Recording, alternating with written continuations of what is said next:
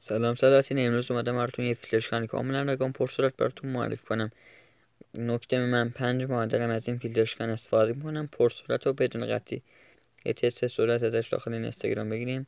همونطور که میبینید عکس ها و ویدیوهای این اینستاگرام رو به سرعت برای من بالا میره و این فیلتر کاملا رایگان و سرعت بسیار بالا داره. بریم سرعتش رو داخل یوتیوب هم تست کنیم. همونطور که میبینید عکس ها و ویدیوهای یوتیوب رو هم به سرعت ویدیوهاش رو برای من لود میکنه که سرعت بسیار بالا داره و اما به 2 روش میتونید این فیلتر رو دانلود و نصب کنید. قبل اینکه روش اول رو بگم حتما دکمه مشترک شدن کانال من رو بزنید و آموزش ها رو از دست ندید. روش اول این که میتونید ویدیو کامل رو که با علامت گذاری کردم در داخل کانال مشاهده کنید. روش دوم که جدیداً به یوتیوب اضافه شده با این قسمت